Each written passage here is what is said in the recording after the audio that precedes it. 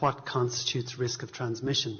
And so, we talk about contacts and contacts of contacts, and it can be quite difficult for people to relate to what we're saying. So I thought maybe a graphical representation would assist. So if we take a case, and I'm talking in general terms here, I'm not talking about the case at the weekend. This is the process that applies in any contact tracing process. So if we take a case, so at a point in time, that person becomes symptomatic. They cough, they sneeze, and they have a fever. So they're then obviously tested for COVID-19. And at that point, if they're positive, the public health doctors start the contact tracing process. And a key part of that process is to identify anyone who's been a close contact of the index case. So this is the index case. We then need to identify over the following 24 to 48 hours anyone who's been a contact of that case in the time that they were symptomatic. So in any contact tracing process, you will identify a certain number of close contacts. It is only the close contacts that are at risk of infection from the index case.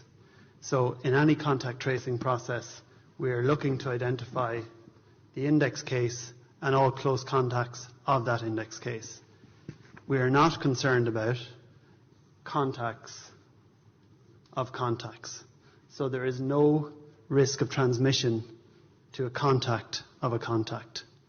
So whether that's parents, whether it's people in the community, on the street, if they haven't had direct close contact for up to 15 minutes or more with the index case, whilst they had a temperature, whilst they were sneezing, coughing, etc., then they are not at risk.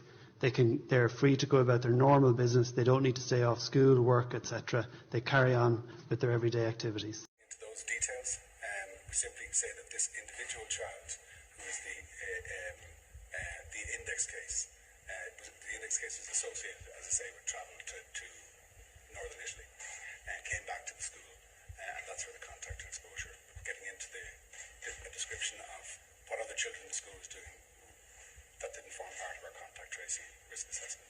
Sorry, so are you confirming that that was a child then that was at the centre of the case? No, I didn't. You did, yeah.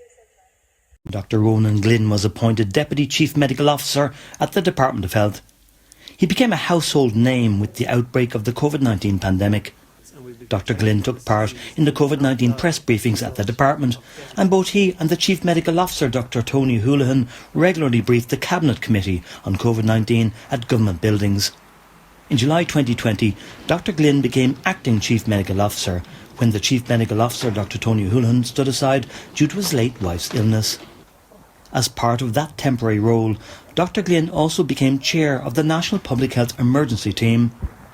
In early September 2020, Dr. Glynn told a Late Late Show that COVID-19 was under control here at that point, but there was no certainty about the future. Absolutely, we're still in control of this. Great. And that's, when I say we, I'm talking there about the Irish people, because it's the efforts of the Irish people that keep this and have kept it under control. The Department of Health has confirmed that Dr. Glynn has now resigned and will leave his post at the end of this month.